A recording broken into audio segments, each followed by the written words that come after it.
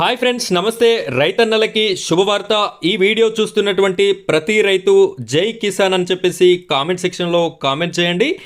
అయితే ఈ యొక్క రాష్ట్రీయ కృషి వికాస్ యోజన అనే పథకాన్ని శ్రీ ప్రధాని నరేంద్ర మోదీ గారైతే ప్రవేశపెట్టడం జరిగింది.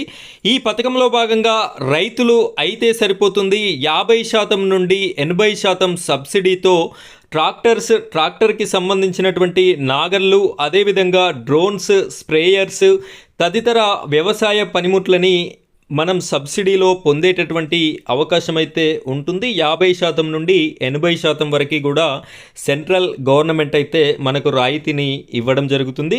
నేను మీకు ఈ వీడియోలో ఈ యొక్క పథకానికి సంబంధించి ఈ వ్యవసాయ పనిముట్లకి, ఈ ట్రాక్టర్స్కి ఏ విధంగా అప్లికేషన్ చేసుకోవాలి, ఇక్కడ ఓవరాల్గా ఉన్నటువంటి పనిముట్ల సంఖ్య ఎంత అనే పూర్తి వివరాలని నేనైతే మీకు చెప్పడం జరుగుతుంది. ఈ యొక్క అప్లికేషన్ చేసుకోవడానికి ఎవరిని సంప్రదించాలి అనే పూర్తి వివరాలను కూడా నేను మీకు ఈ వీడియోలో అందిస్తాను. వీడియోని ఎక్కడా కూడా స్కిప్ చేయకుండా చివరి వరకు కంటిన్యూ చేయండి. మొదటిసారిగా మీరు మన ఛానల్ని చూస్తున్నట్టయితే ఇలాంటి వ్యవసాయానికి సంబంధించిన ప్రతి వీడియో మీకు ఉపయోగపడేటటువంటి వీడియో నేను అందించడం జరుగుతుంది.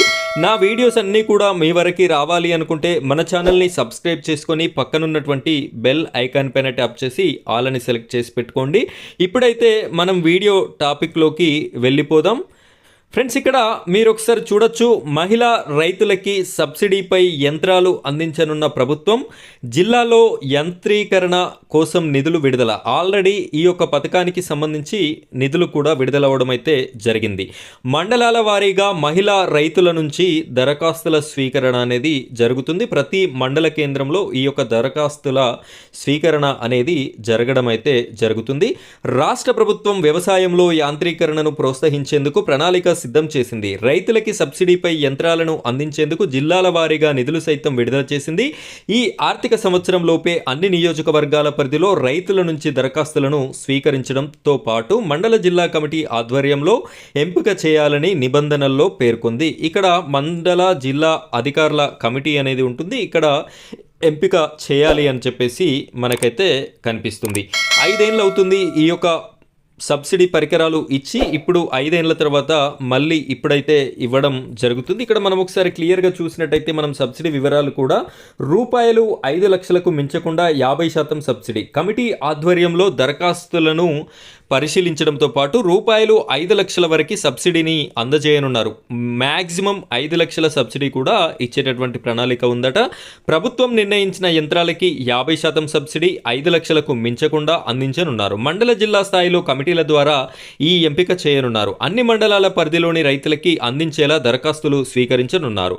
మొదటి విడతలో నియోజకవర్గానికి ఒక ట్రాక్టర్. ఇక్కడ మొదటి విడతలో భాగంగా ఒక్కొక్క నియోజకవర్గానికి ఒక ట్రాక్టర్ని అయితే కేటాయించడం జరుగుతుంది అని చెప్తున్నారు. ఇక్కడ ఒకసారి క్లియర్గా చూద్దాం.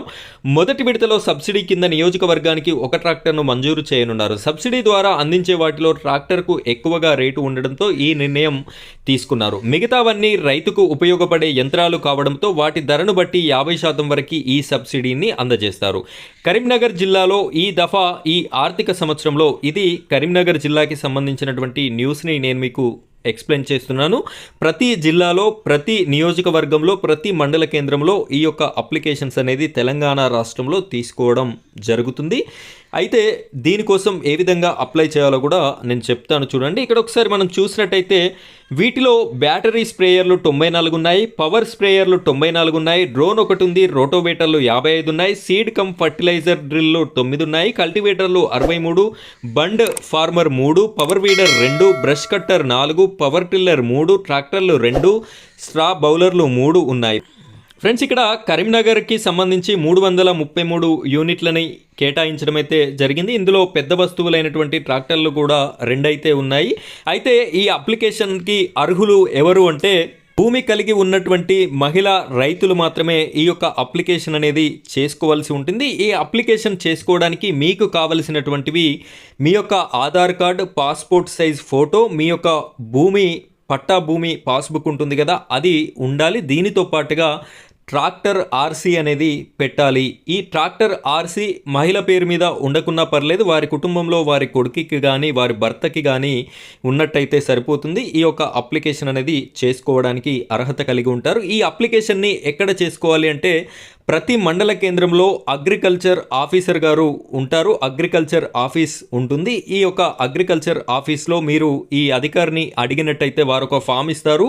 ఆ ఫామ్ని ఫిల్ చేసి మీకు సంబంధించినటువంటి Aadhaar card, passport size photo, మీకు సంబంధించినటువంటి పట్టా, పాస్ పుస్తకము, అదేవిధంగా మీ కుటుంబంలో ఎవరికైనా ట్రాక్టర్ ఉన్నట్టయితే దానికి సంబంధించినటువంటి ఆర్సీ పెట్టి దీనిని అప్లికేషన్ అనేది చేసుకోవాల్సి ఉంటుంది. ఫ్రెండ్స్, ఇది ఈ యొక్క రాష్ట్రీయ కృషి వికాస్ యోజన పథకానికి సంబంధించినటువంటి ఫుల్ డీటెయిల్స్. ఇలాంటి మరిన్ని వీడియోల కోసం మన ఛానల్ని సబ్స్క్రైబ్ చేసుకొని సపోర్ట్ చేయండి. Thank you friends, thank you very much.